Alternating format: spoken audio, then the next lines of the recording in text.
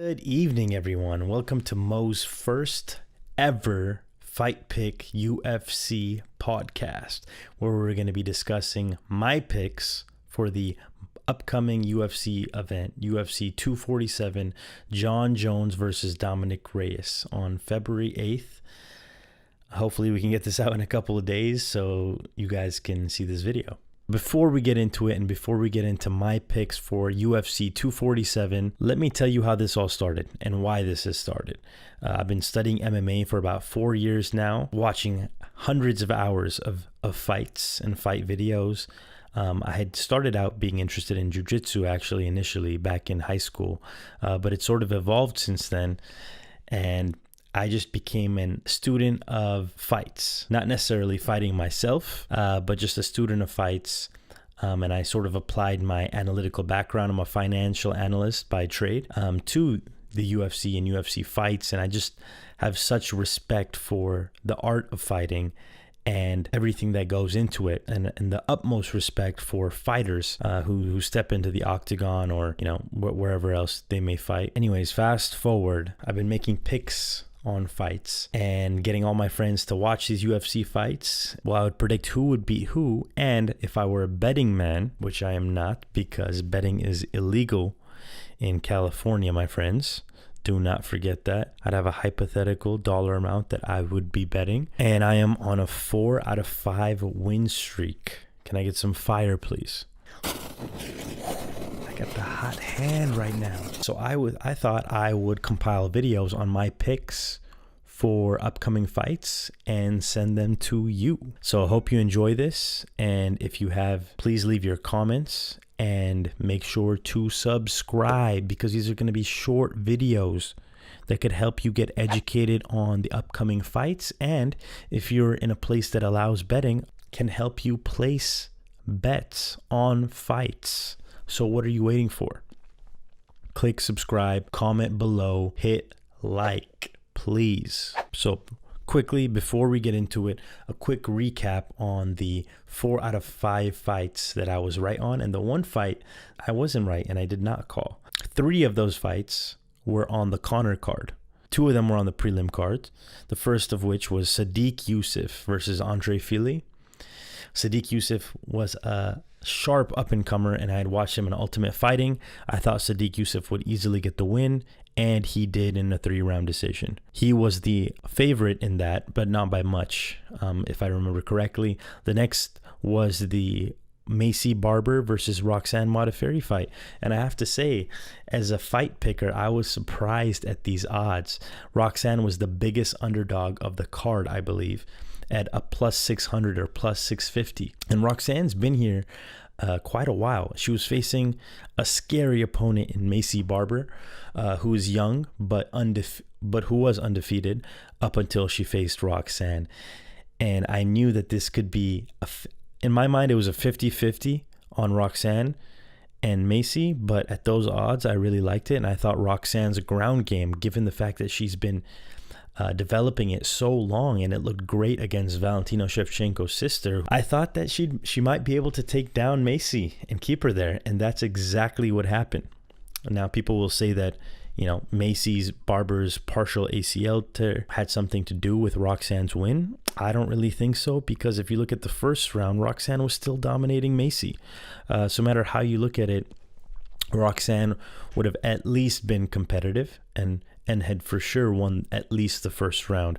So a $75 bet there would have won you close to $500. And then finally, the last bet on that card was the Conor McGregor fight against Cerrone, which I thought was the biggest gimme. So I got in there at negative 240, and that one was a very, very high probability chance of winning. So if I were a betting man, I would have bet a lot of money on that. And those are my 3 fights. The next fight that I bet on was Michael Chiesa versus RDA, Rafael Dos Anjos. I was shocked. Michael Chiesa came in as a big underdog, plus 230, I believe. He has phenomenal ground game. And RDA, who does he do poorly against? He does poorly against people that pressure him, because his game is pressuring other people. We only have to go back to his fight against Anthony Pettis Anthony Pettis, whose weakness and kryptonite are pressure fighters. RDA pressured Anthony Pettis and was able to get the win. But if you look at RDA against pressure fighters, against Tony Ferguson, against Khabib, he just doesn't show up. And Michael Chiesa is that type of fighter. Against Usman, against Colby, RDA just does not show up. So I was just shocked when I saw Michael Chiesa was the underdog. Given Michael Chiesa's size, I mean, he looked huge in that octagon, and his wrestling and his ground game capabilities. And so that was a big win. The fight that I had miscalled was Junior Dos Santos versus Curtis Blades. I know Curtis Blades looks great and his wrestling is phenomenal, but I thought JDS with his takedown defense would be able to keep the fight standing and then excel in standing. But hey, Curtis Blades proved me wrong and was able to TKO JDS, but it's okay. We're just trying to win a majority of our fights given the odds. So without further ado, let's talk about UFC 247. This is an interesting card, and a card that is very difficult to pick. The two fights, if I had to pick two fights, I mean, these are very difficult fights to pick. I'm looking at this card from top to bottom and all the odds on this fight, and none of them look particularly attractive. But if I had to pick two fights to bet on, they would be the Jon Jones versus Dominic Reyes fight and the Derek Lewis versus Ilir Latifi fight. Let's start with Jon Jones versus Dominic Reyes. Jon Jones is the -500 favorite, which means you have to bet $500 to win $100.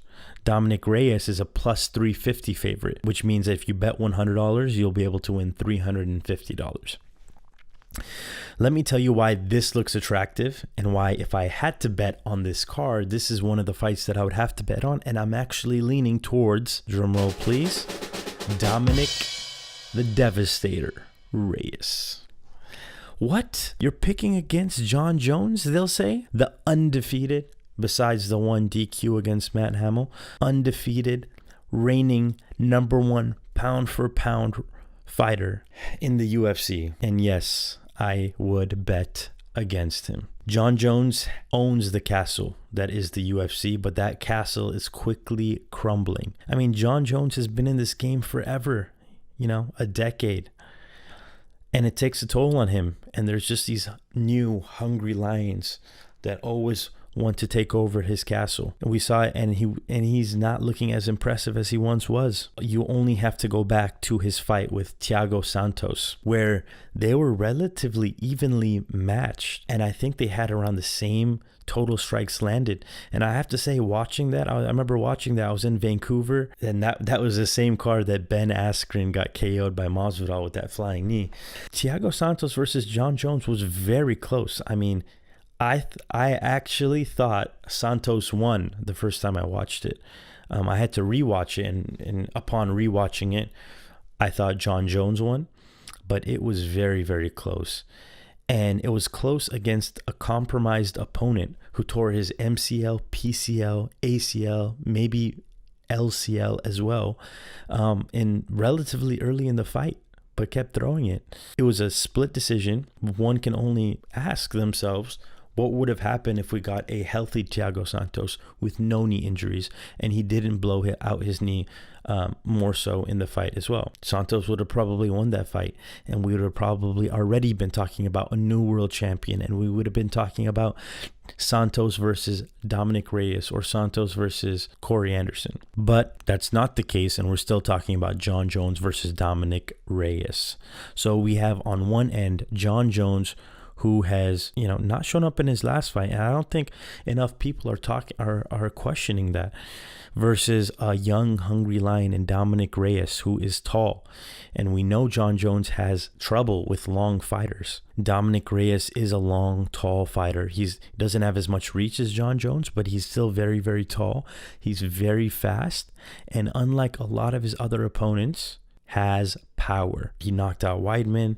He's knocked out several other folks. And I think he's just very, very naturally athletic. And so at +350, I think that is a not very attractive bet. Definitely. I don't think any bet against Jon Jones is really attractive. But I think that is a fair bet. I'm going to say Dominic Reyes' chance of winning that fight is about 40%. And that's my Mo probability. At plus 350 odds, if I had to dabble on this card, I would dabble. It is a bit of a stretch. You know, some would say that you're betting against an undefeated legend, number one pound for pound fighter. But we've seen it happen before. And I think Jon Jones, and I'm saying it with the utmost respect, I think he's on the decline. I don't think he's as fast as he used to be. I don't think the nastiness that we once saw him strike with, in terms of his vicious elbows and whatnot, I don't think he's there. And at the same time, I think his competition's been getting better and better. And I think with Dominic Reyes, yes, he's very new to the game. Yes, he still probably has a lot of room to improve, and he's still just getting started on his learning curve. But I think even so, he poses a big threat to Jon Jones, just being as fast and as athletic as Dominic is, and as long as Dominic is. So again, if I had to bet, I would bet on Dominic Reyes plus 350 at those odds. It's a little attractive. Now let's move on to the second fight. And that's Derek Lewis versus Ilir Latifi. Ilir Latifi, I believe this is his first fight moving up from light heavyweight to heavyweight, and he's facing Derek, my balls was hot, Lewis. Ilir Latifi's coming in as the underdog at plus 230. Let me check real quick. He's plus 200. Ilir Latifi's plus 200, and at those odds, I like it. I have to say I like it. Ilir Latifi, yes, he's the smaller man, but he's definitely faster. He had to be faster fighting in that light heavyweight division. And Derek Lewis, I mean, he's a little slow. He doesn't have much cardio, which Latifi has had trouble with in the past as well. And I just don't see Derek Lewis out striking him either if it goes to a decision, which I think it probably will. And that's crazy to say that, but I think it may be another one of those fights where those Lewis versus Ngannou fight, where you have these two very explosive, hard-hitting gentlemen fighting against each other, and they're just a little bit gun shy. Derek Lewis is coming off a couple of losses, I believe, one of them to JDS. And to be honest, I don't think JDS is faster than Latifi. In fact, I think quite the opposite. I think Latifi is much faster than JDS, and I think his speed and his explosiveness wins the fight. Latifi still has to be very careful coming in as the smaller man, because as we all know, Derek Lewis is very, very dangerous, very explosive, and he finds a way to land a big shot in most of his fights. And so my Mo probability for this fight is 50%. I think Latifi and Lewis have a 50-50 chance of winning, but at plus 200 odds, which means you bet 100, you win 200. I'm going with Latifi all day. Again, none of these picks were obvious to me, and there was nothing that really, really stood out. So I'm a big believer that if there are no obvious picks, the best pick is no pick at all. But I'm saying if I had to pick two fights on this card to bet on, I would bet on Latifi in the Derek Lewis-Latifi fight at plus 200. And I would bet on none other than Dominic Reyes at plus 350. Okay, guys, those are my picks for UFC 247 this Saturday, February 8th. Tune in next week for my picks on Fight Night 167, Corey Anderson versus John Blachowicz. Hopefully I'll have more confident picks there, looking at the odds. But thank you for tuning into my very first Fight Pick podcast. I'm hoping to get these out before every single UFC fight. If you would like to see my fight picks, please like this video and subscribe below. Again, I started this because I had a lot of friends asking me for my fight picks, and I thought, why not give it to them in a video, and why not just put this out to the world? So this is the first time I'm trying anything like this. Let me know if you want to see anything else. I know that I'm not too heavy on the analysis in this video, but the thought was to just keep it light on the analytics and just kind of give you guys my picks. Again, please comment with any questions or anything that you'd like to see below. Really excited to have you all with me on this journey. We are literally starting from ground zero on this. So see you next time.